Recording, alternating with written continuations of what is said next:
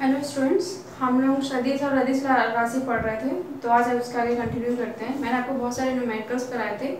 मैंने बताया था कि आर जो परिणामी होता है, R square equals to A square plus B square plus 2ab cos theta. ये मैंने आपको फॉर्मूला बताया था। इसमें बताया था कि थीटा इक्वल्स टू अगर 90 डिग्री रखते हैं तो क्या होता है, थीटा इक्वल्स टू 0 डिग्री पे मैक्सिमम होता है, आर की वैल्यू मैक्सिमम होती है और वो क्या होता है a प्लस बी। ठीक है, और थीटा इक्वल्स टू 180 डिग्री पे क्या होता है, आर की वैल्यू मिनिमम होती है और वो वैल्यू क्या होती है a माइनस बी। ठीक है, और मैंने आपको कल ये भी बताया था कि अगर a इक्वल्स टू बी होता है, इक्वल्स टू बी होती है तो आर की वैल्यू क्या होती है 2a cos theta by 2a cos theta by 2। तो आज हम इसको प्रूफ करेंगे ये R equals to 2a cos theta by 2 कैसे होता है। ठीक है, तो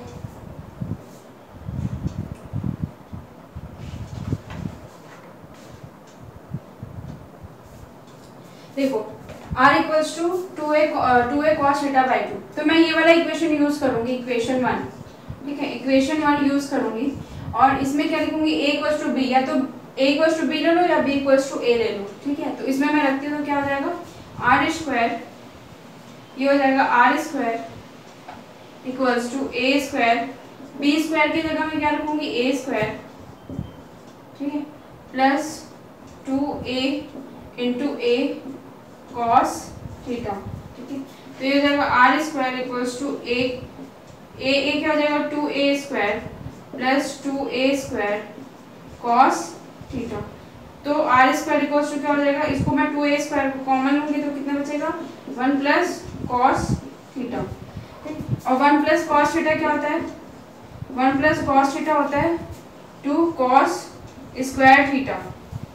ठीक है, और ये कितना, अगर मैं 1 प्लस कॉस थीटा क्या होता है 2 कॉस स्क्वायर थीटा बाई 2।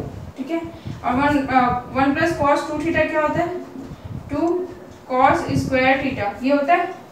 ठीक है, तो 1 प्लस कॉस थीटा क्या होता है 2 cos square theta by 2 cos square theta by 2 क्या होता है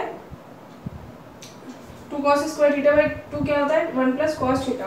तो मैं ये वाली वैल्यू को इसकी जगह ये वैल्यू पुट अप कर सकती हूँ, तो क्या हो जाएगा R square equals to 2a square into 2 cos square theta by 2। ठीक है, अब देखो आर स्क्वायर इक्वल्स टू क्या हो जाएगा, ये 2 कितना हो जाएगा 4a square cos square theta by 2। ठीक है, अब ये इसका मैं रूट कर दूं, आर को हटा के अगर मैं इसका पूरा रूट कर दूं तो कितना हो जाएगा 4a square cos square theta by 2। तो मैं अगर इस रूट को हटाना चाहूँ तो कैसे लिखूंगी, ये हो जाएगा r इक्वल्स टू, ये हो जाएगा r इक्वल्स टू कितना हो जाएगा, ये हो जाएगा 2 का स्क्वायर a का स्क्वायर 4 मतलब कितना हुआ 2 का square cos square theta by 2 का होल की पावर 1/2। अभी कितना हो जाएगा r equals to 2a cos theta by 2 की पावर 2 इंटू 1/2। इन सब का पावर को मैंने बाहर ले लिया है। ठीक है, तो ये 2 कैंसिल हो जाएगा, तो r इक्वल्स टू कितना हो जाएगा 2a cos थीटा बाई 2। या क्या, ये कब होती है कंडीशन, जब a बराबर b होता है, जब a बराबर b होता है तो ये वाली कंडीशन होती है r equals to 2a cos theta by 2।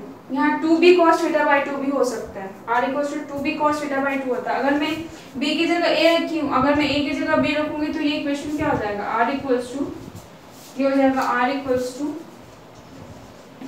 2b cos theta by 2, ये भी ले सकते हैं। ठीक है, 2b cos थीटा बाई 2। तो मैंने कल आपको इसके ऊपर क्वेश्चन कराया था, मैंने आपको ये डायरेक्ट बता दिया था, आज मैं आपको प्रूफ करके बता रही हूँ कि ये कैसे आया है। ठीक है, तो देखिए ये आपका इक्वेशन होता है, परिणामी का इक्वेशन ये होता है R square equals to a square plus b square plus 2ab cos theta. ठीक, अब अगर मैं थीटा की वैल्यू 90 डिग्री रखूँ तो r की वैल्यू कितनी आती है, r की वैल्यू कितनी आती है √a square plus b square, ये आती है r की वैल्यू। ठीक, ये कैसे आती है, आर की वैल्यू रूट ए स्क्वायर बी स्क्वायर कैसे आती है, देखो आर स्क्वायर हो गया इक्वल्स टू ए स्क्वायर हो गया प्लस बी स्क्वायर हो गया। ये वाले में मैं थीटा की वैल्यू 90 रख रही हूँ और थीटा 90 कितना होता है 0 डिग्री, ठीक है। तो ये वाली पूरी वैल्यू कितनी हो गई 0, ये वाली पूरी वैल्यू 0 हो गई क्योंकि cos 90 डिग्री क्या होता है 0 होता है, ठीक। तो cos 90 0 होता है, मतलब यहाँ पे अगर मैं cos 90 रखूंगी तो ये वाली पूरी वैल्यू 0 हो जाएगी, ठीक। तो ये r इक्वल्स टू कितना हो जाएगा रूट, ये हो जाएगा R square equals to A square plus B square, ठीक। तो r इक्वल्स टू कितना हो जाएगा root over A square plus B square, ठीक।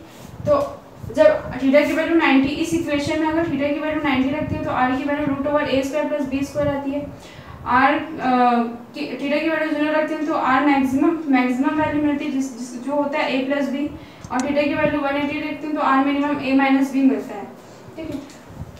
और a इक्वल्स टू b, अगर ये दोनों वैल्यू बराबर हो जाती है तो क्या होता है r equals to 2a cos theta by 2। ये कैसे होता है, इस इक्वेशन में मैं a की वैल्यू b, a और b की वैल्यू अगर b की जगह मैं a रखूं तो कितना होगा r square equals to a square plus 2a cos theta. ये 2a स्क्वायर इन दोनों को प्लस की तो 2a स्क्वायर, ये कितना हो जाएगा 2, ये आधार से में दो घातें जुड़ जाती है तो ये a स्क्वायर cos थीटा, ठीक। फिर r square equals to 2a, इन दोनों में से 2a स्क्वायर कॉमन निकाल सकती हूँ मैं, तो 2a स्क्वायर मैंने कॉमन निकाला, अंदर कितना बचा a plus cos theta. r square equals to 2a square into 1 plus cos theta क्या होता है, 1 प्लस कॉस थीटा होता है 2 कॉस स्क्वायर थीटा बाई 2, और क्या होता है या 1 प्लस 2 कॉस 2 थीटा ले लूँ तो कितना होता है 2 कॉस स्क्वायर थीटा, ठीक है। तो इसको यहाँ पुट अप कर दिया मैंने, ये वाली वैल्यू की जगह मैं ये वाली वैल्यू रख सकती हूँ तो मैंने यहाँ रख दिया। अभी दो कितना हो गया 4 हो गया, ये हो जाएगा a square cos square theta by 2। अब r का इसका मैं पूरा रूट ले लूँ और इसमें से मैं 2 कॉमन निकाल दूँ तो कितना बचेगा, ये हो जाएगा 1/2 से ये 2 कैंसिल हो जाएगा और अंदर क्या बचेगा r equals to 2a cos theta by 2। तो ये प्रूफ हो गया, ठीक है। जब a इक्वल्स टू b होता है तो r की वैल्यू कितनी होती है 2a cos थीटा बाई 2। यहाँ मैंने a बराबर b रखा था, अगर b बराबर a रखूँ तो कितना मिल जाएगा r equals to 2b cos theta by 2। या तो ये हो सकता है या तो ये हो सकता है, आपकी वैल्यू मैंने यहाँ पे b की जगह a रखा है, आप a की जगह b रखेंगे तो ये भी आएगा, ये भी आ सकता है, ठीक है। तो इसको नोट कर लीजिए।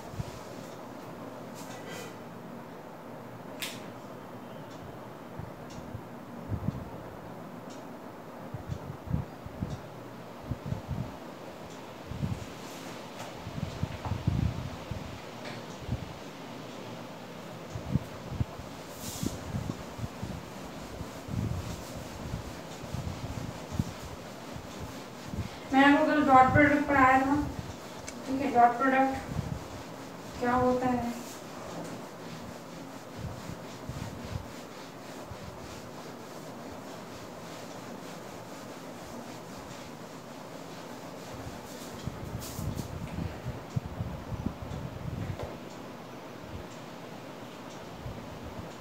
मैंने आपको बताया था कि a का वेक्टर इंटू b का वेक्टर करते हैं तो कितना मिलता है 2ab cos थीटा, ठीक है। मैंने बताया था कि सदिश और सदिश को जब मल्टीप्लाई किया जाता है, सदिश और सदिश का जब मल्टीप्लाई किया जाता है तो एक अदिश राशि मिलती है,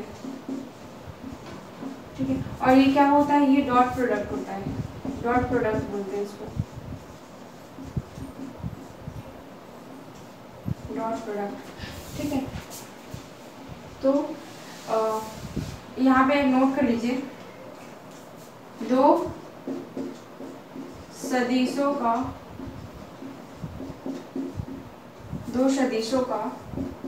अदिश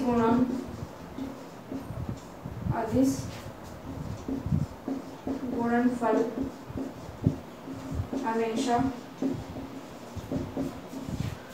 एक अदिश राशि होती है। दो सदिशों का अदिश गुणनफल, ये वाले को अदिश गुणनफल बोलते हैं, ठीक है। दो सदिशों का अदिश गुणनफल हमेशा एक अदिश राशि होती है। दो सदिशों का अदिश गुणनफल हमेशा एक अदिश राशि होती है, ठीक। और यह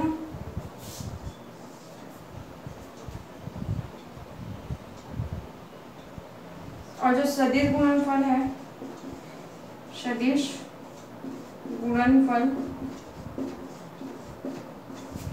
हमेशा क्रम विनिमय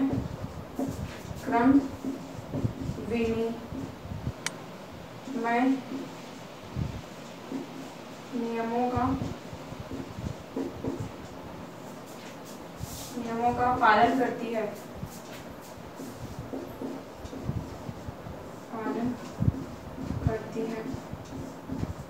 सदिश गुणनफल हमेशा किस नियमों का पालन करती है? क्रम विनिमय नियम का पालन करती है। मतलब अगर मैं ए वेक्टर इंटू बी वेक्टर लिखूं या फिर बी वेक्टर इंटू ए वेक्टर लिखूं तो ये दोनों की वैल्यू क्या होगी? सेम होगी, ठीक है। इसको ही क्रम विनिमय मतलब क्रम को बदल देना। ए इंटू बी लिखे तो बी इंटू ए, इसी को क्रम विनिमय नियम बोलते हैं। इसका जो वैल्यू निकालूंगी मैं, इसकी जगह मैं कुछ भी रखूं, 2 3 रखूं, अन्य को मल्टीप्लाई करूं तो 6 आएगा, या 3 2 रखूं तो मल्टीप्लाई करूं तो भी 6 आएगा। अगर ए की वैल्यू 2 रखूं और बी की वैल्यू 3 रखूं और या फिर 3 इंटू 2 रखूं तो दोनों की वैल्यू कितनी मिलेगी? 6 मिलेगी, ठीक है। तो क्रम विनिमय नियम मतलब तो ये सदिश गुणनफल क्या होता है? सदिश गुणनफल हमेशा किसका पालन करता है? क्रम विनिमय नियम का पालन करता है, ठीक है। तो सदिश गुणनफल हमेशा क्रम विनिमय नियमों का पालन करता है। ए वेक्टर इंटू बी वेक्टर लिखूं या बी वेक्टर इंटू ए वेक्टर लिखूं, इन दोनों की वैल्यू क्या होगी? वैल्यू सेम होगी, समान होगी, सेम होगी, ठीक है। तो ये क्या होता है? डॉट प्रोडक्ट का ये होता है ना, डॉट प्रोडक्ट। तो डॉट प्रोडक्ट बोलते हैं क्योंकि यहाँ पे डॉट लगा हुआ है, ठीक। तो मैंने बताया कि दो सदिशों का अदिश गुणनफल हमेशा एक अदिश राशि होती है और सदिश का जो गुणनफल होता है हमेशा क्रम विनिमय नियम को पालन करता है। क्रम विनिमय मतलब ए इंटू बी या बी इंटू ए, ये दोनों की वैल्यू क्या होगी? बराबर होगी। इसको नोट कर लीजिए।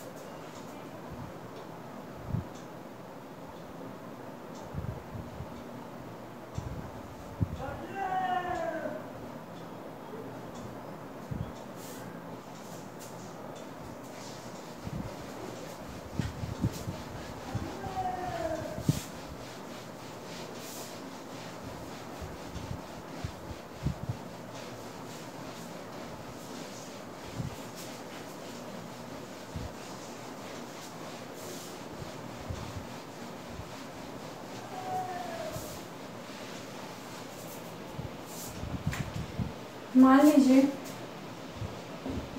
यदि x इक्वल्स टू, ठीक है, यदि अगर मैं कोई इक्वेशन लेके चलूं x इक्वल्स टू, अगर मैं लेके चलूं x की पावर 1 i प्लस y की पावर x1 x2 x3, ठीक है।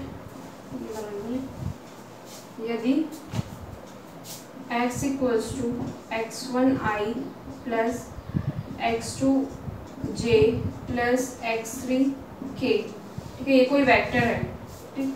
वैसे y का वेक्टर क्या दिया हुआ है? ये दिया हुआ है y1i plus y2j plus y3k। यहाँ पे जो i j k है ये डायरेक्शन बताते हैं। क्या चीज का डायरेक्शन बताते हैं?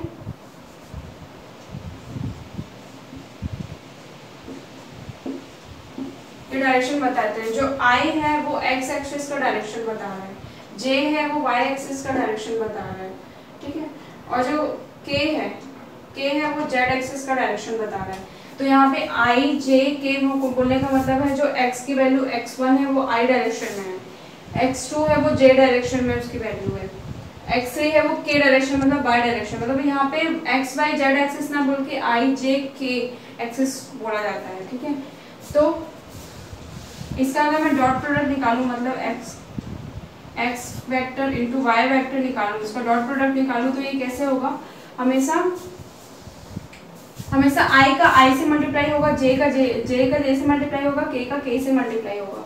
ठीक है, हमेशा किसका मल्टीप्लाई होगा, समान मात्रकों का ही मल्टीप्लाई गुणा भाग हो सकता है ना, मैंने आपको बताया था पहले भी ये कि समान मात्रकों का गुणा भाग हो सकता है। और यहाँ पे जब i को यहाँ पे कैसे होगा, इसका इससे मल्टीप्लाई होगा, j का j से ही होगा, और j वाली वैल्यू का j वाली वैल्यू से ही होगा, k वाली वैल्यू का k वाली वैल्यू से ही होगा। तो i का i से होगा तो क्या हो जाएगा, i1 y1 i इंटू आई ये होगा, और इसके इससे होगा तो क्या हो जाएगा, थोड़ा बड़ा लिख देती हूँ, x1 i into y1 i plus, ठीक है, इसका इससे उल्टा होगा तो क्या हो जाएगा, x2 j into y2 j plus k का k से होगा तो x3 k into y3 k। ठीक है, हमेशा जब i को i से मल्टीप्लाई किया जाता है, तो जब i को i से मल्टीप्लाई किया जाता है तो 1 वैल्यू आती है, j को j से मल्टीप्लाई किया जाता है तो 1 आता है, k को k से मल्टीप्लाई किया जाता है तो 1 आता है। ठीक है, मतलब इन दोनों में ये दोनों वैल्यू मिलके क्या हो जाएगी 1, ये दोनों वैल्यू मिलके क्या हो जाएगी 1, ये दोनों वैल्यू मिलके क्या हो जाएगी 1, मतलब इसकी वैल्यू क्या हो जाएगी, इसका डॉट प्रोडक्ट क्या हो जाएगा, y vector into dot X vector dot Y vector की वैल्यू क्या हो जाएगी, x1 y1 plus x2 y2 plus x3 y3। ठीक है, तो अगर कोई ये इक्वेशन मैंने लिया है, अगर कोई x का equation x1 i plus x2 j x3 k और y का equation y1 i y2 j और y3 k, यहाँ i j k जो है वो x एक्सिस y एक्सिस और z एक्सिस के दिशा दर्शाते हैं।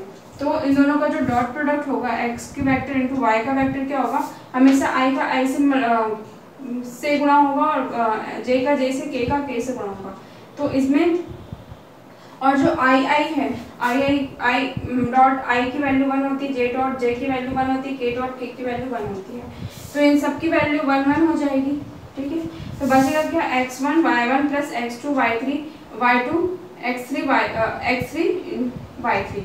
ठीक है, तो ये x vector dot y vector का जो डॉट प्रोडक्ट है वो कितना हो जाएगा ये। वैसे अगर मैं कोई एग्जांपल लूँ, आपको ज़्यादा समझ में आएगा, जैसे a का वेक्टर इक्वल्स टू 2i, ठीक है, a का vector equals to 2i plus 3j minus 5k। ठीक, वैसे b का वेक्टर इक्वल्स टू, अगर मैं कोई एग्जांपल लूँ, एक equals to 2i plus 3j minus 5k, वैसी 4i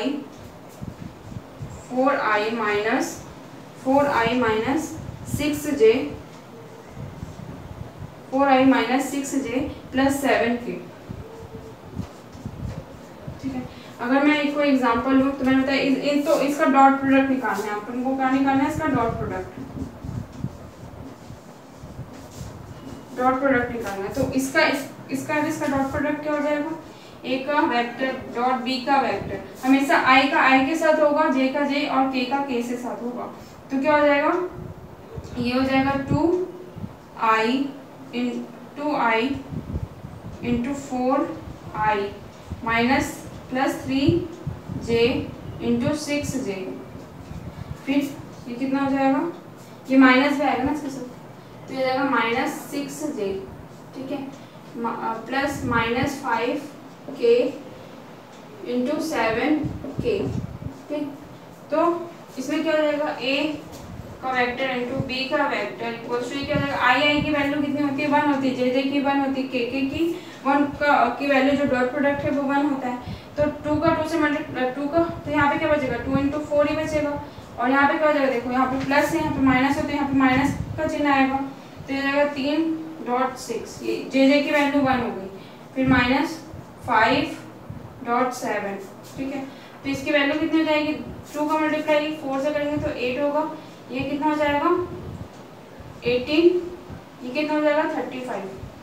ठीक है, तो इसको मैं सॉल्व करूँ तो क्या आएगा, a का वेक्टर डॉट b का वेक्टर क्या आ जाएगा, 8 माइनस 18 माइनस 35। ठीक है, तो कितना आ जाएगा, ये माइनस -18 में 8 गए तो कितना बचेगा -10 और -35, तो कितना हो जाएगा ये हो जाएगा 545 -45। तो ए और बी का जो डॉट प्रोडक्ट आया वो कितना आया -45, ठीक है -45 कैसे आया, ये कोई इक्वेशन आपको दिया हुआ है, ए का vector question 2i + 3j - 5k दिया हुआ है, वैसे तरह बी का दिया हुआ है 4i - 6j + 7k।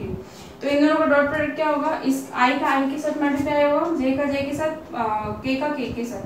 तो कैसे होगा ये, इसका इससे मल्टीप्लाई होगा तो कितना हो जाएगा 2i dot 4i + 3j dot -6j + -5k 7k, ठीक है। अब आई का डॉट प्रोडक्ट होता है वो 1 होता है, जे का भी डॉट प्रोडक्ट 1 होता है और के का डॉट प्रोडक्ट भी 1 होता है, तो ये तो 1 हो जाएंगे, ठीक है। फिर क्या हो जाएगा 2.4 बचेगा, माइनस यहाँ पे प्लस है और यहाँ पे माइनस है, तो माइनस और प्लस का जब गुणा होता है तो कितना होता है माइनस होता है, 3.6 हो जाएगा ये, ठीक है। अब यहाँ पे भी माइनस है, यहाँ पे प्लस है, तो ये माइनस हो जाएगा क्योंकि प्लस माइनस का गुणा माइनस होता है, तो यहाँ पे क्या हो जाएगा 5j। अब इन दोनों का मल्टीप्लाई क्या हो जाएगा 2 4 जा कितना होता है 8 और ये कितना हो जाएगा 18 और ये कितना हो जाएगा 5 × 7 करेंगे तो 35, ठीक है। फिर 8 - 18 - 35, 18 में से 8 गया तो कितना बचेगा -10, बड़े नंबर का यहाँ पे साइन लगता है ना, तो -10 -35, ठीक है। अभी माइनस माइनस है तो प्लस होगा, माइनस माइनस में से प्लस होता है और माइनस का साइन लगता है, तो -45 इसका क्या हो जाएगा, ये आंसर हो जाएगा, ठीक है। कभी कभी एग्जाम में ऐसा कुछ इक्वेशन दे सकता है, फिर आपको पूछ सकता है कि इसका डॉट प्रोडक्ट क्या होगा, और ऑप्शंस में ये सारी चीजें, मतलब ये 45 35 ऐसे के ऑप्शंस ले सकते हैं। तो आपको डॉट प्रोडक्ट निकालने आना चाहिए दो समीकरणों का जो इसमें दिया हुआ है, ठीक है, तो उसको नोट कर लीजिए।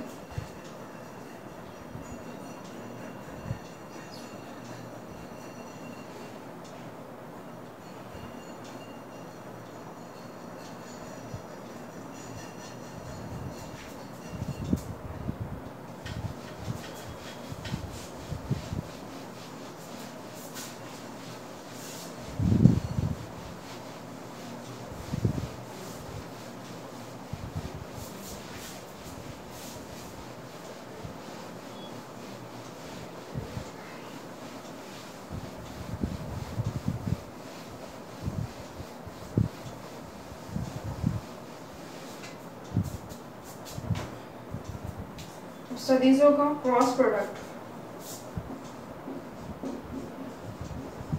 सदिशों का क्रॉस प्रोडक्ट,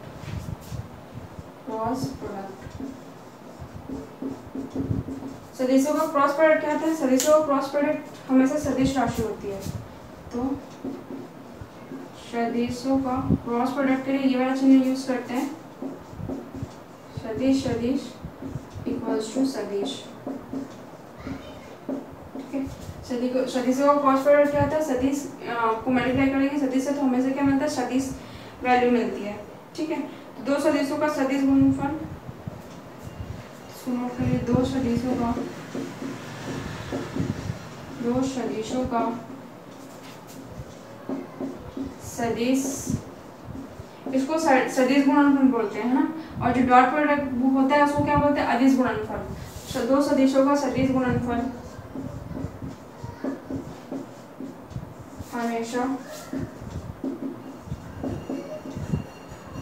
एक सदिश राशि होती है, सदिश राशि होती है, ठीक है। दो सदिशों का सदिश गुणनफल हमेशा क्या होती है, एक सदिश राशि होती है, और दो सदिशों का सदिश गुणनफल हमेशा क्या होती है, सदिश राशि होती है, और सदिश गुणनफल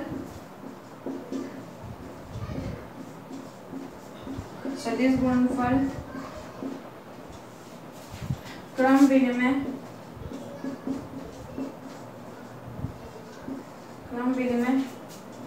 नियमों का या नियम का पालन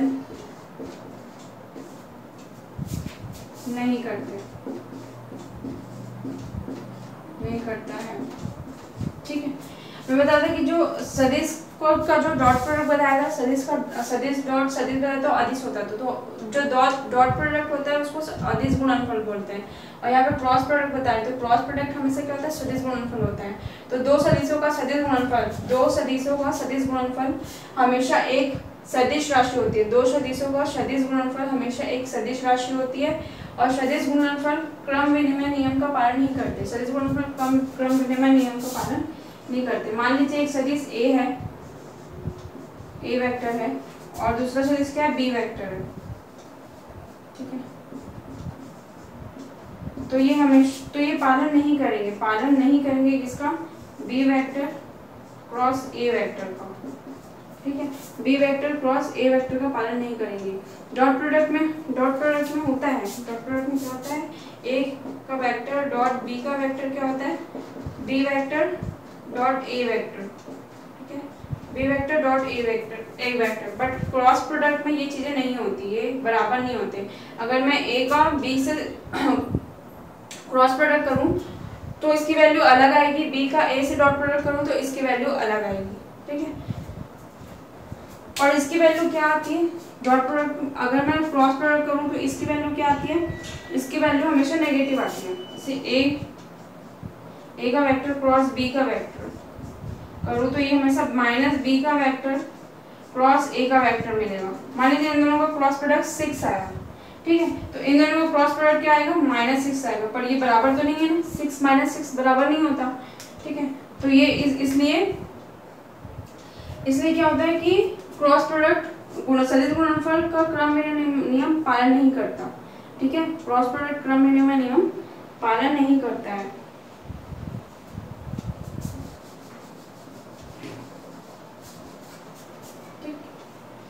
तो इसको नोट कर लीजिए।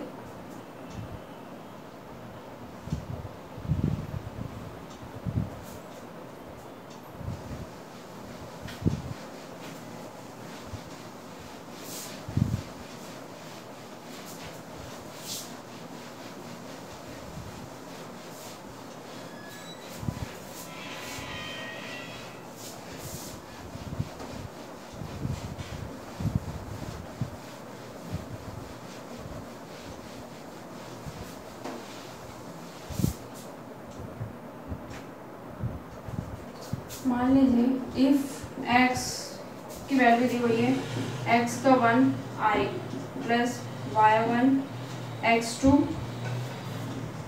x2j प्लस x3k, और y की वैल्यू दी हुई है y1i plus y2j plus y3k।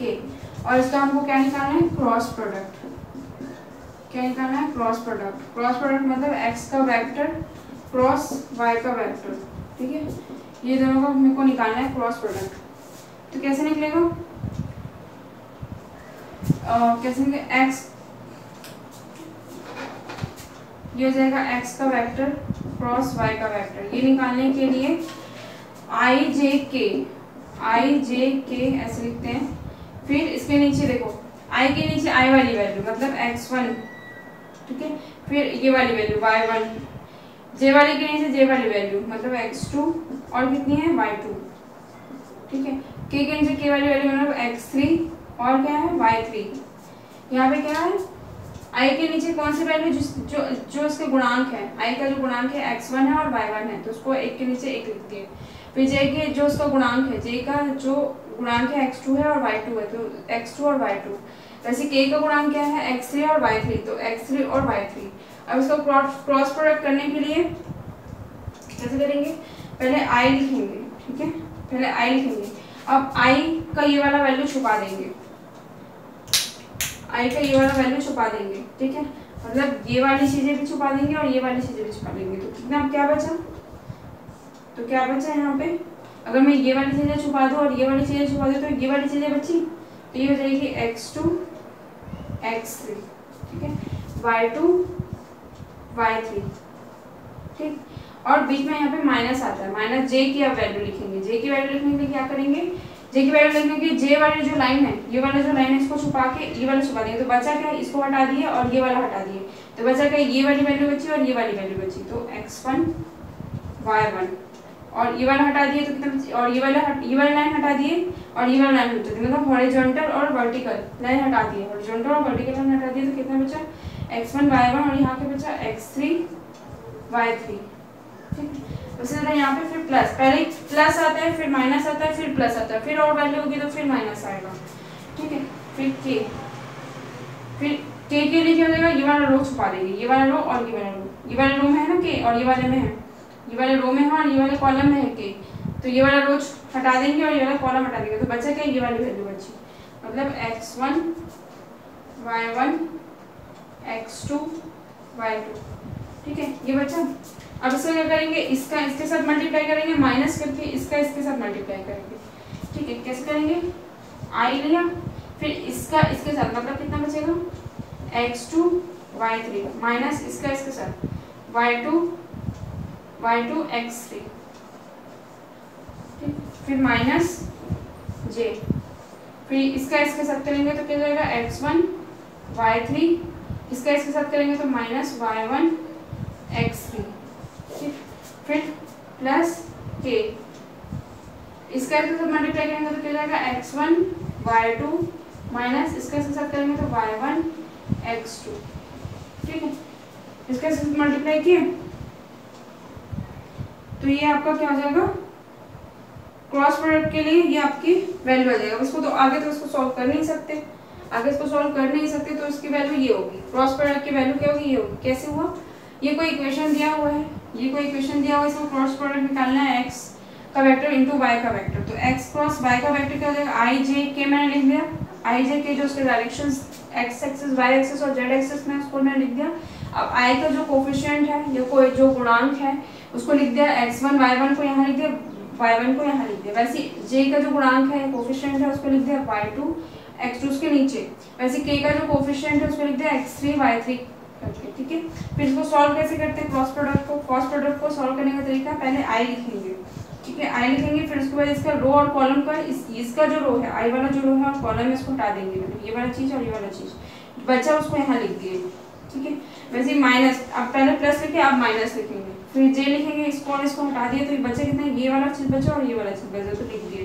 ठीक है, फिर k प्लस k में क्या करेंगे, ये वाला चीज हटा देंगे, ये वाला चीज हटा देंगे, बचा क्या, ये बचा तो इसको यहाँ लिख दिया। अब इसको कैसे सॉल्व करते हैं, इसको सॉल्व करने के लिए इसको इससे मल्टीप्लाई करते हैं, इसको इससे मल्टीप्लाई किया मतलब x2 को मल्टीप्लाई किया y3 से, फिर माइनस लिखे y2 x3। ठीक है, इसका इससे मल्टीप्लाई मतलब क्रॉस मल्टीप्लाई, इसलिए तो उसको क्रॉस प्रोडक्ट बोलते हैं, क्रॉस मल्टीप्लाई होता है इसमें।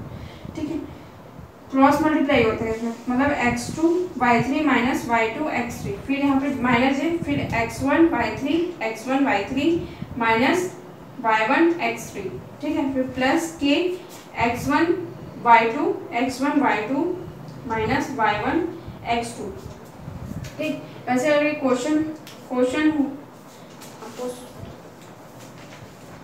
क्वेश्चन कराते हैं, x factor equals to 2i plus 3j minus 4k, y factor equals to 6i minus 4j plus 5k।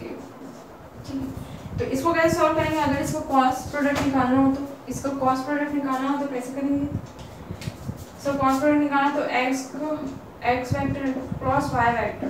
ठीक है, तो बताइए कि i j k पहले लिख लेंगे, i j k मैंने लिख दिया, i के नीचे i वाला कोफिशिएंट मतलब 2 और 6, j के नीचे j वाला मतलब 3 और -4, k के नीचे k वाला मतलब -4 और 5। ठीक है, फिर क्या करेंगे, फिर i की वैल्यू लिखेंगे, i इक्वल्स टू क्या हो जाएगा, i इक्वल्स टू क्या हो जाएगा, i इक्वल्स टू ये वाला और ये वाला हो गया तो कितना बचेगा 3 -4 और यहाँ पे क्या हो जाएगा -4 5, फिर माइनस j की वैल्यू लिखेंगे, j की वैल्यू में ये वाला और ये वाला गया तो कितना बचा 2 6 -4 और 5। ठीक है, फिर k वाला वैल्यू लिखेंगे, k वाला वैल्यू के लिए क्या हो जाएगा, ये वाला और ये वाला पोर्शन हट जाएगा, ये वाला पोर्शन और ये वाला पोर्शन, मतलब बचा कितना, ये वाला पोर्शन बचा तो 2 6 3 -4। ठीक है, 2 6 3 -4। ठीक, अब इसको वैल्यू निकालने के लिए क्या करेंगे, इक्वल्स टू i अब 3 का 5 से मल्टीप्लाई करेंगे, 3 का 5 से मल्टीप्लाई करेंगे तो कितना आएगा 15 माइनस, ठीक है। अब यहाँ पे माइनस माइनस मल्टीप्लाई हो गया प्लस हो जाएगा तो कितना जाएगा 4 का 4 से मल्टीप्लाई करेंगे तो 16 आएगा, ठीक है। फिर माइनस जे, ठीक, 2 का 5 से करेंगे तो 10 आएगा। अब यहाँ पे माइनस पहले से ही आता है और फिर से एक और माइनस है, मतलब यहाँ पे प्लस हो जाएगा, ठीक है। और ये कितना हो जाएगा, ये माइनस यहाँ पे है और ये माइनस करके कितना आ जाएगा 24, ठीक है। उसी तरह प्लस के का क्या हो जाएगा, इसका इससे मल्टीप्लाई करूंगा तो कितना जाएगा -8, ये माइनस है ना, -4 है तो कितना जाएगा -8। अब इसका इससे मल्टीप्लाई करूंगा तो कितना जाएगा -18, ठीक। अब इसको सॉल्व करेंगे तो क्या आएगा, इसको सॉल्व करेंगे तो क्या आएगा, आई की वैल्यू क्या आएगी, आई की वैल्यू ये हो जाएगा 15 में से -16 गया तो माइनस बचेगा, मतलब i इंटू -1 माइनस जे, ठीक है। इसको इससे मल्टीप्लाई करेंगे तो क्या हो जाएगा 10 है, ये 10 है, ये 10 है, ठीक है। और ये माइनस माइनस क्या हो जाएगा प्लस, माइनस माइनस का मल्टीप्लाई प्लस होगा और ये 24 है, ठीक है। मतलब कितना हो जाएगा, ये 34 हो जाएगा, ठीक है। मतलब कितना हो जाएगा 34 हो जाएगा, तो मतलब ये कितना हो जाएगा 34, ठीक। और फिर प्लस, अब यहाँ पे -8 और -18 है, -8 और -18 कितना हो जाएगा 26, ठीक है। और वो भी माइनस के साथ, और ये k, ठीक।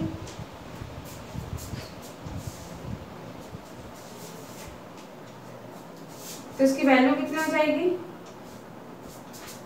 इसकी वैल्यू कितनी हो जाएगी, ये वाली इसकी वैल्यू हो जाएगी माइनस, यहाँ लिख लेती हूँ मैं, लिख लेती हूँ, इसको मैं उठा लेती हूँ, इसको नोट कर लीजिए इधर का, फिर मैं लिखती हूँ इधर।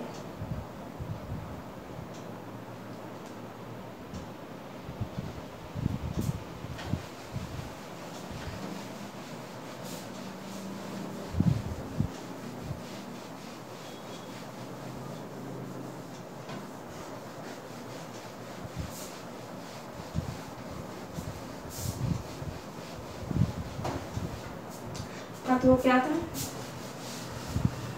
ये है i -1 और फिर क्या है -j34 माइनस प्लस और माइनस क्या हो जाएगा, माइनस हो जाएगा -26k, ठीक है।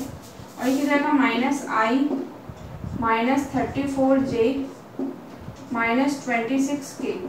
तो x क्रॉस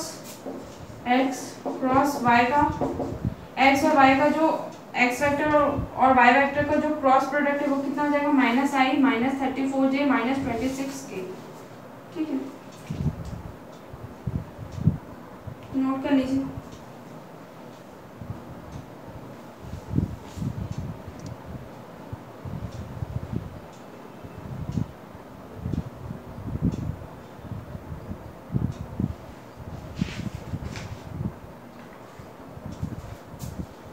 मैंने बताया कि a vector cross b vector, a vector मैंने बताया कि सदिश और सदिश का क्रॉस प्रोडक्ट हमेशा क्रॉस प्रोडक्ट होता है, ठीक है। सदिश का क्रॉस प्रोडक्ट क्या होता है, हमेशा क्रॉस प्रोडक्ट होता है। तो सदिश, अगर मैं मान लो कोई सदिश लेती हूँ, माना एक सदिश कौन सा है, एक है, a वेक्टर है, ठीक है। और दूसरा सदिश कौन सा है, ये फर्स्ट सदिश है और दूसरा सदिश मैंने क्या लिया, बी वेक्टर या बी वेक्टर, ठीक है। और इन दोनों का अगर मैं क्रॉस प्रोडक्ट निकालूं तो क्रॉस बी प्रोडक्ट निकालूं तो ये हमेशा होता है A B sine theta. Dot product क्या होता है, ए बी कॉस थीटा, और क्रॉस प्रोडक्ट क्या होता है, ए बी साइन थीटा, ठीक है। तो ये नोट कर लीजिए, ये क्या है, क्रॉस प्रोडक्ट, क्रॉस प्रोडक्ट। और मैं डॉट प्रोडक्ट बताया था, ए वेक्टर इंटू बी वेक्टर क्या होता है, ए बी कॉस थीटा। मुझे याद रखिएगा, डॉट में क्या होता है, कॉस होता है, और क्रॉस में क्या होता है, साइन थीटा होता है, ठीक है। नोट सुनिए,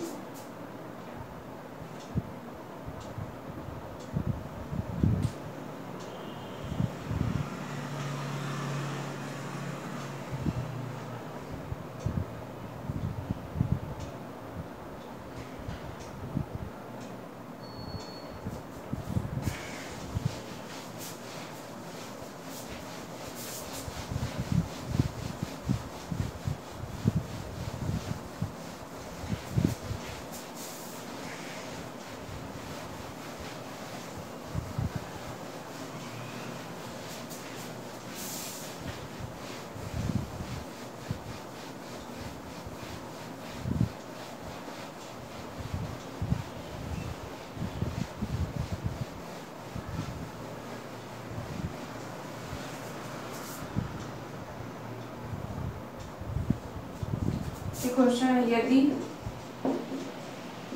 ए vector into B vector equals to 0 है तो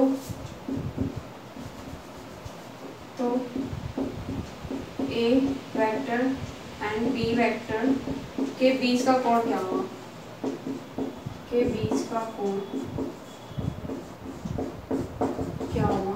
ठीक है, ए वेक्टर इंटू बी वेक्टर 0 है तो बीच का कोण क्या होगा, हमको पता है ए वेक्टर इंटू बी वेक्टर ना, ये 0 तो उसका वैल्यू क्या होगा, हमको पता है कि ए वेक्टर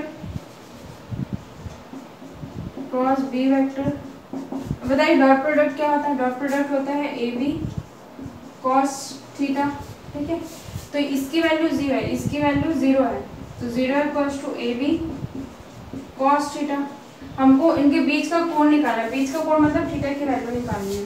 ठीक है, बीच का कोण मतलब थीटा की वैल्यू निकालनी है। अब ए बी है, ए बी इधर जाएगा तो क्या हो जाएगा, 0 हो जाएगा, 0 बटे A B equals to cos theta,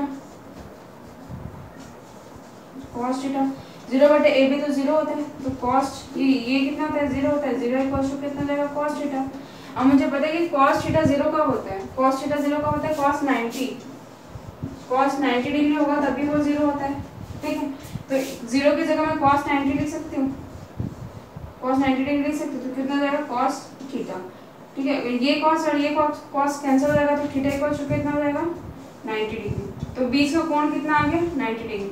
अगर A cross B equals to 0 है तो ए और बी के बीच का कोण कितना होगा 90 डिग्री। ठीक है, इसको नोट कर लीजिए।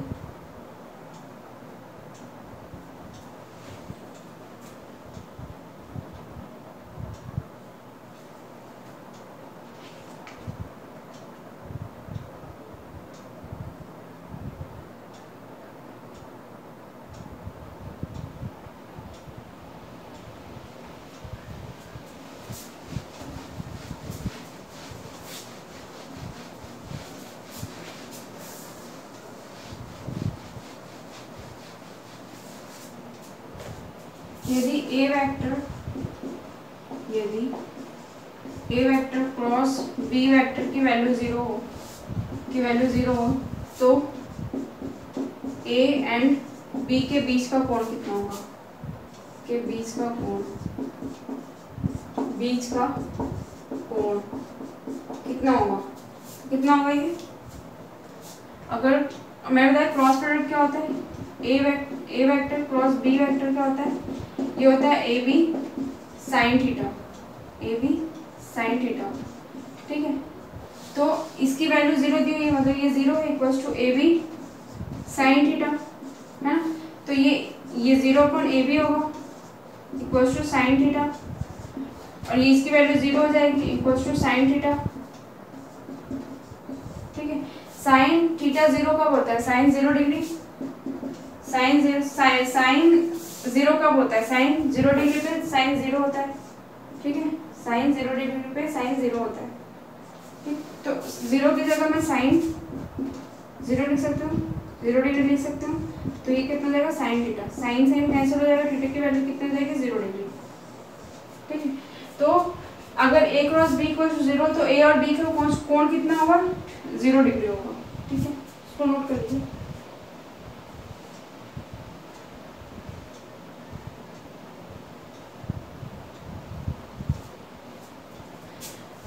अगर मैं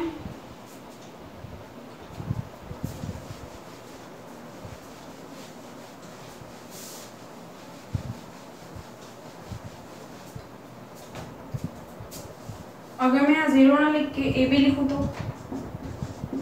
अगर A cross B equals to A B दिया हुआ है तो हमको पता है क्या होता है, हमको इसका फॉर्मूला पता है क्या होता है, ए का वेक्टर क्रॉस बी का वेक्टर इक्वल्स टू कितना होता है ए बी साइन थीटा। ठीक है, और इसकी वैल्यू कितनी दी हुई है ए बी दी हुई है, और इसके बीच का कोण निकालना है। अगर ए क्रॉस बी की वैल्यू ए बी दी हुई है और ए और बी के बीच का कोण निकालना है, ठीक है, ए और बी के बीच का कोण निकालना है तो क्या होगा, ये हो जाएगा A B equals to A B sine theta. A cross B के कितना दिया हुआ है, ए बी तो दिया हुआ है। ठीक है, अब ये देखो A B divide by A B, ये वाला वैल्यू नीचे आ गई equals to sine theta. A B cancel हो गया तो 1 हो जाएगा इक्वल्स टू साइन थीटा। अब साइन की वैल्यू 1 कब होती है? साइन की वैल्यू साइन 90 पे 1 होती है। साइन 90 डिग्री पे क्या होती है? साइन की वैल्यू 1 होती है। तो लिख हो जाएगी साइन 90 डिग्री इक्वल्स टू कितना हो जाएगा? Sine theta. तो साइन साइन कैंसिल होगा तो थीटा की वैल्यू क्या आ गई? थीटा की वैल्यू क्या आ गई? 90 डिग्री। ठीक है, अगर a क्रॉस b की वैल्यू ए बी है, a क्रॉस b की वैल्यू ए बी है तो a और b के बीच का कोण क्या हो जाएगा? 90 डिग्री। ठीक है, इसको नोट कर लीजिए।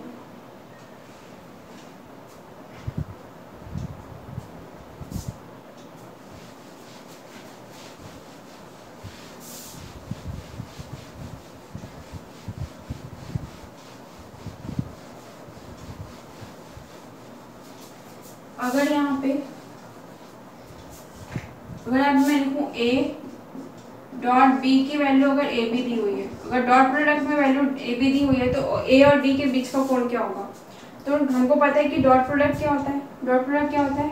a vector dot b vector की वैल्यू कितनी होती है? a b cos theta. ठीक है, और a डॉट b की वैल्यू कितनी दी हुई है? a b equals to a b cos theta.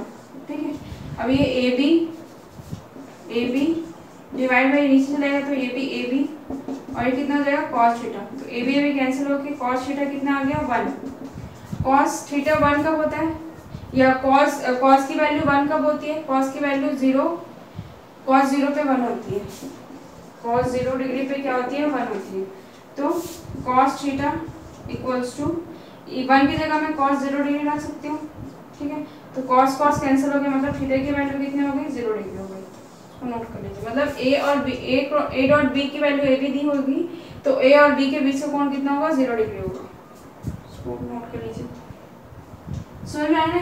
ये अपना फॉर्मूला है। a डॉट b का फॉर्मूला क्या होता है? a b cos theta. ठीक है, a डॉट b की वैल्यू a b दी हुई है, ये भी a b cos theta, a b cancel हो गया तो cos थीटा की वैल्यू 1 आ गई।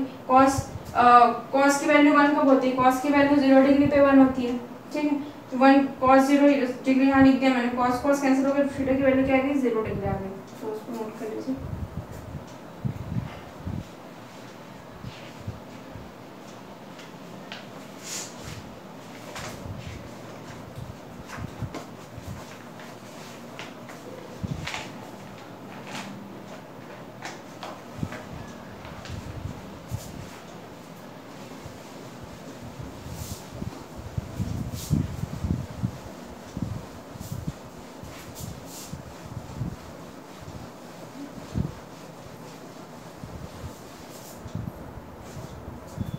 एक ये क्वेश्चन आ सकता है कि सदिशों का गुणनफल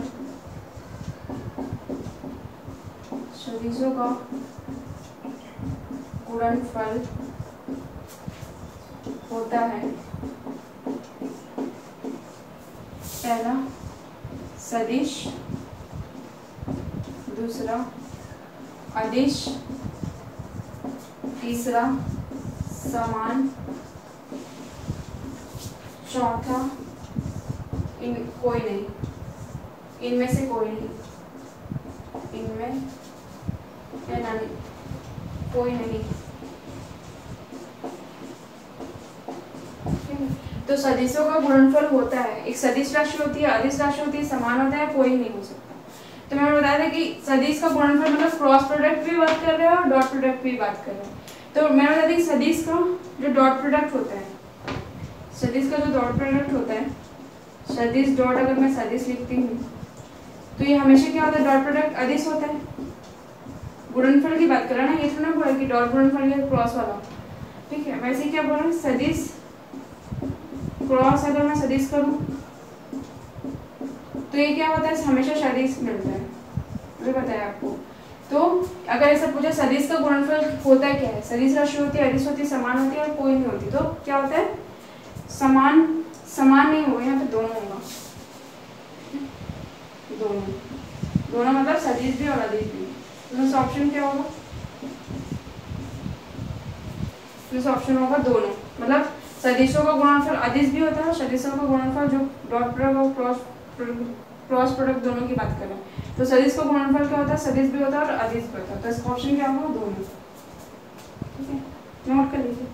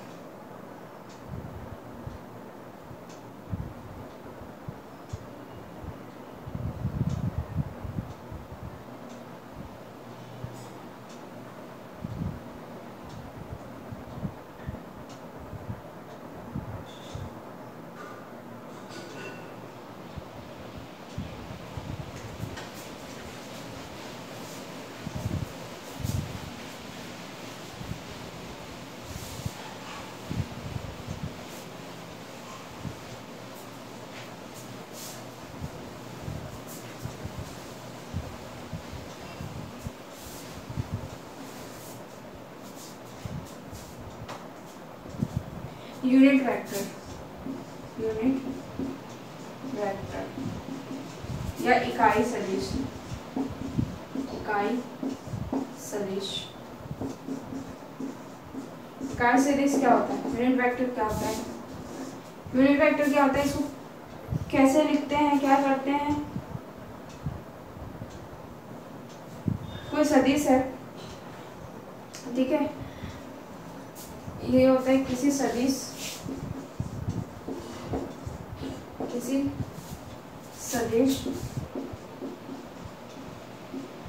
तथा उसके सदिश कोई सदिश मान लो ए वेक्टर है तथा सदिश का परिणाम, उस सदिश का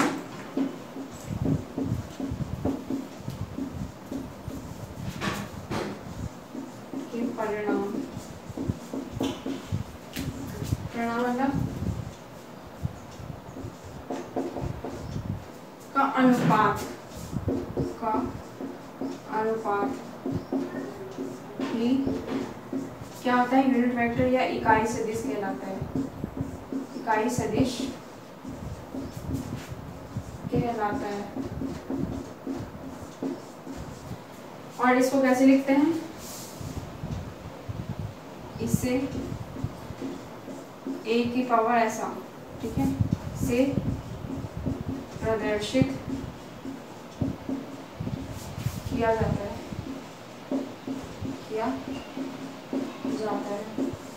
मतलब a का इकाई सदिश क्या होगा? ये होगा a का वेक्टर और इसका परिणाम का अनुपात, ठीक है। तो इकाई सदिश क्या होता है? किसी सदिश ए वेक्टर, मान लो कोई सदिश ए वेक्टर है तथा उसके सदिश के परिणाम, उस सदिश का परिणाम बताइए, सदिश का परिणाम को वैसे ऐसे लिखते हैं, ठीक है। तो उस सदिश के परिणाम के अनुपात को ही क्या बोलते हैं? इकाई सदिश बोलते हैं। इसके अनुपात को ही क्या बोलते हैं? इकाई सदिश बोलते हैं। और इसे किससे निरूपित करते हैं? ए का पावर ऐसे तीर से, ठीक है, ए का पावर ऐसे कर बोलते हैं, इसको क्या बोलते हैं? इकाई सदिश या यूनिट वेक्टर। इसको नोट कर लीजिए कि क्या है? सदिश है, कोई सदिश है और ये क्या है? सदिश का परिणाम है, सदिश का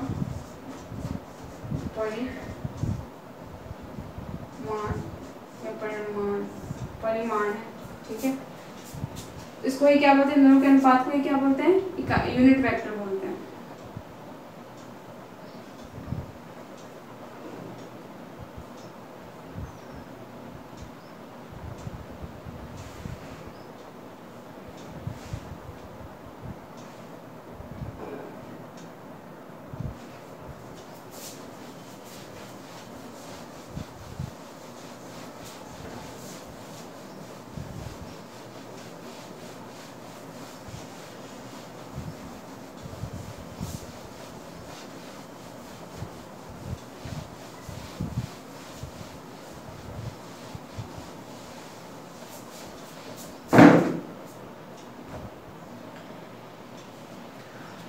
बताएं कि I डॉट आई, ठीक है, इसको I डॉट ऐसे करते हैं, इसको मतलब होता है unit vector equals to J dot J equals to K dot K। इसकी वैल्यू क्या होती है? 1 होती है, मैंने आपको बताया था अभी। वैसे I cross I equals to J cross J equals to K cross K की वैल्यू क्या होती है? 0, ठीक है। आई डॉट प्रोडक्ट में उसकी सबकी वैल्यू आई को आई से अगर जे को जे से के को के से करेंगे तो 1 होता है, और अगर क्रॉस कर दें उसका तो क्या होता है? वो प्रोडक्ट क्या होता है? 0 हो जाता है। वैसे अगर आई जे कर दूं मैं, अगर आई का आई से मल्टीप्लाई ना करके, डॉट प्रोडक्ट ना करके जे से कर दूं और जे का के से कर दूं या के का आई से कर दूं, के का आई से कर दूं, तो इसका क्रॉस प्रोडक्ट क्या हो जाता है? 0। वैसे अगर आई का अगर क्रॉस प्रोडक्ट जे से कर दूं, जे का के से कर दूं क्रॉस प्रोडक्ट और के का आई से कर दूं क्रॉस प्रोडक्ट, तो सर वो क्या होता है? 1 होती है, उसकी वैल्यू क्या होती है? 1 होती है, ठीक है। तो इसको नोट कर लीजिए।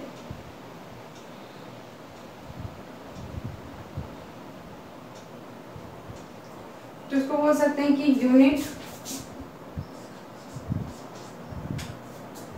इसको बोल सकते हैं कि यूनिट, ये यूनिट वेक्टर ना, इसके ऊपर लगे तो यूनिट वेक्टर है। यूनिट वेक्टर या इकाई सदिश, इकाई सदिश का क्रॉस प्रोडक्ट, समान इकाई सदिश ना, समान इकाई सदिश, समान इकाई सदिश का क्रॉस प्रोडक्ट क्या होता है? 0 होता है। और असमान इकाई, असमान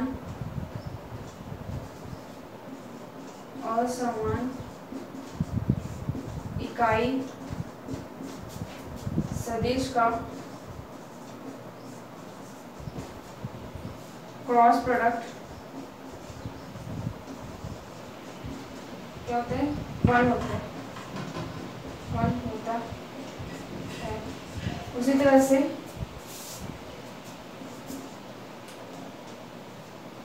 समान इकाई सदिश, समान इकाई सदिश का डॉट प्रोडक्ट, डॉट प्रोडक्ट 1 होता है। वैसे असमान इकाई सदिश का डॉट प्रोडक्ट हमेशा 0 होता है। इसको नोट कर लीजिए।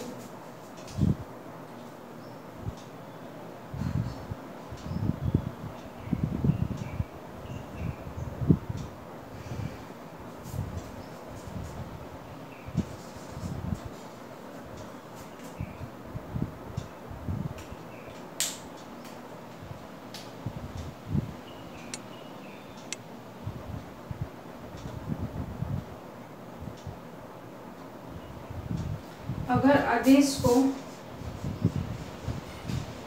सदिश से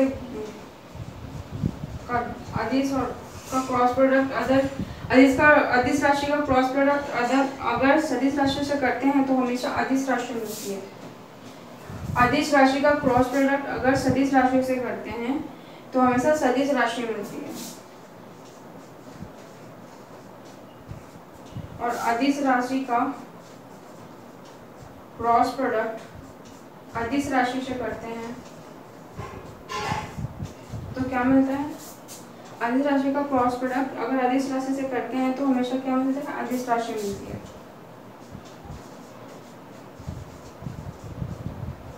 इसको नोट कर लीजिएगा कि सदिश का अगर क्रॉस प्रोडक्ट सदिश, अदिश का अगर सदिश से करे तो सदिश मिलता है, अदिश का अगर अदिश से करे तो अदिश मिलता है। ठीक है, तो उसको नोट कर लीजिए।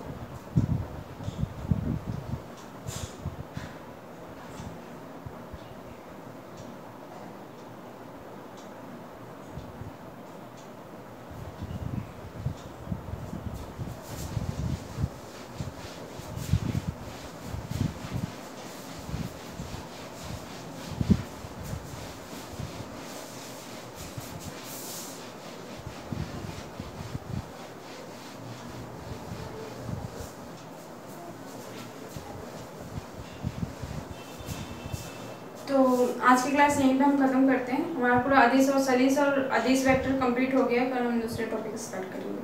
Thank you.